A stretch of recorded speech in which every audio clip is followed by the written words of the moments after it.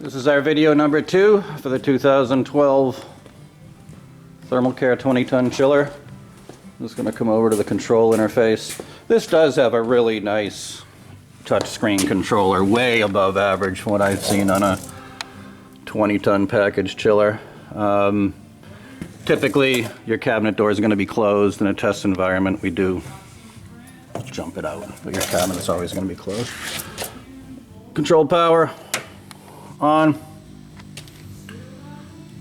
It's going to boot up. When you come to this screen, you can just touch it. It brings us right to this screen that you see right here. And so a couple things here, we could just press system start. We have the set point here at 80 degrees because that's what we have to get the tank up to temperature.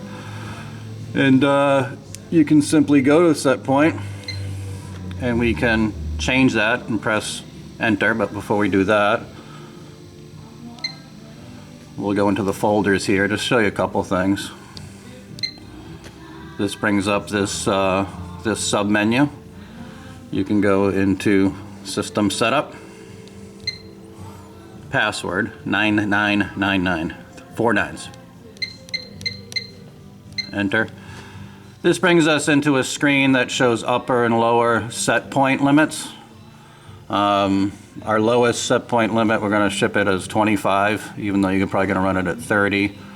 And then we have a built-in alarm. There's actually 2 different types of alarms you can program in here. This one we have at 20. Then we have a high of 90 and a high of 100.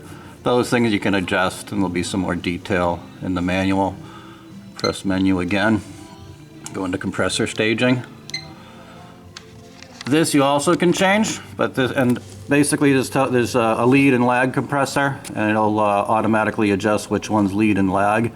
In this case here, we're going to have the lead compressor cut in at 2 degrees above your set point temperature, 1 degree below set point, and the lag we're going to have cut in at 3 degrees above and 3 degrees below. You can adjust that and tweak that as you see fit. Our technician Dana thought these are pretty good numbers.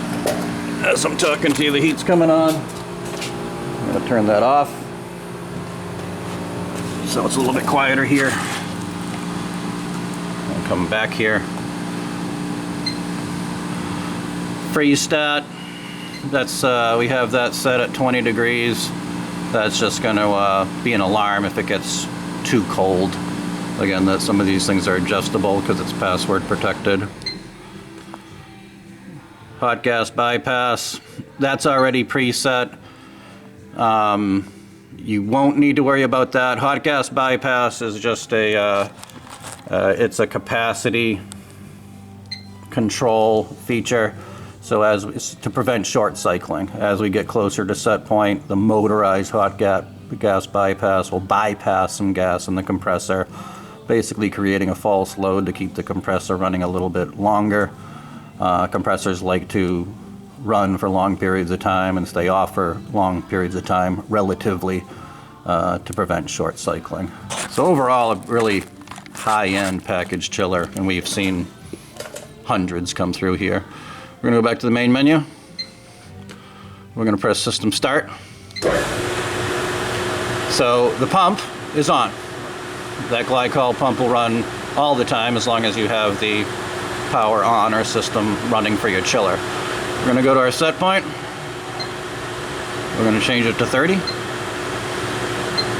I'm going to press enter. That's our set point. And in this case here, normally there would be a delay. We had already had it running, and so sometimes there can be a several minute delay before the compressors actually turn on. So you can see right now on the right, the actual temperature, that's the process value. That's what's going out and returning back from your process. Because we just have the tank volume, it's going to chill relatively quickly.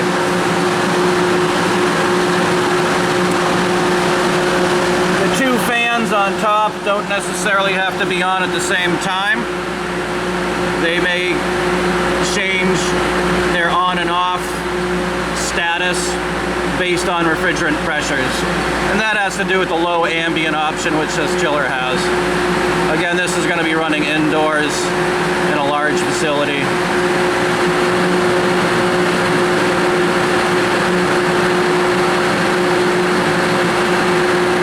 So as we get closer to the set point, we'll hear or see some of the hot gas bypass feature engaging.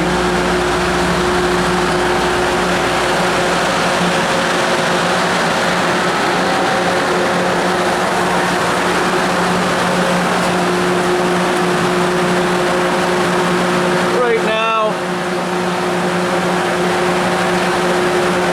it's actually running about a little over 60 GPM, which is fine. Throttle it down a little bit.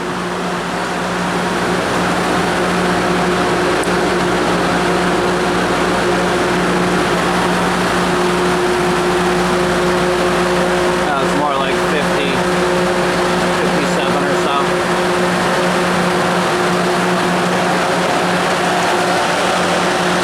Again, all the doors have to be closed to get the proper airflow through the condenser coils.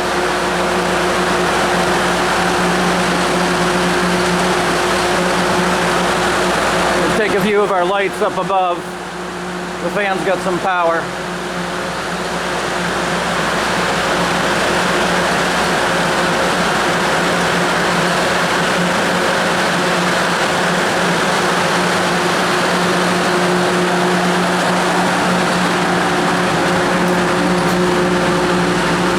Down to about 45 right now.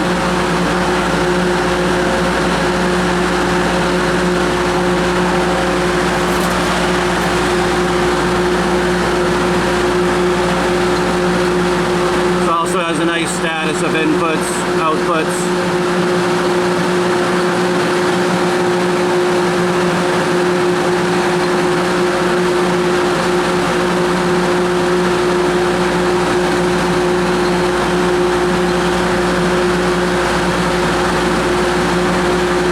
Has some nice diagrams too. It shows you how just what I just showed, how the pump's drawing from the tank out to your process bypass line. Right now it's sensing 38.5 degrees incoming. Back to the tank. Before it does, we have that freeze stat safety that we talked about earlier. There's also one for refrigeration, which your average user is not going to need to worry about. Right now you can see we got fan 1's going, fan 2 does not need to be going yet.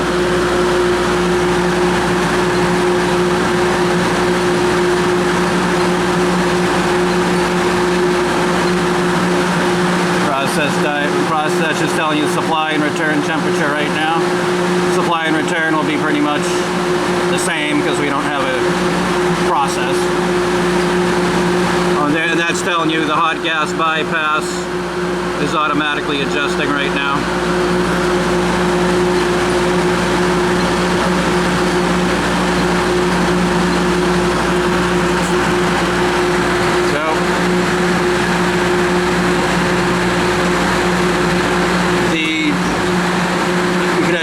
Heard one compressor go off.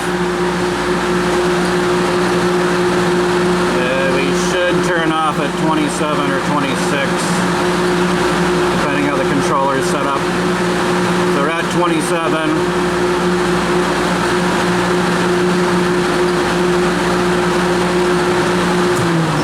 Yeah, so the second it gets below 27, that's when the compressors shut off. And fans too, in this case. So we've been running and testing this, tweaking it for a couple weeks now.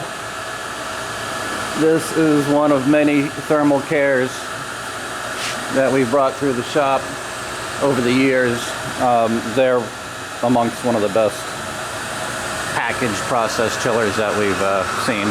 And their service organization is readily available and very helpful too, we found over the years. This is Scott from KIG. Our website is kigsales.com. Thank you.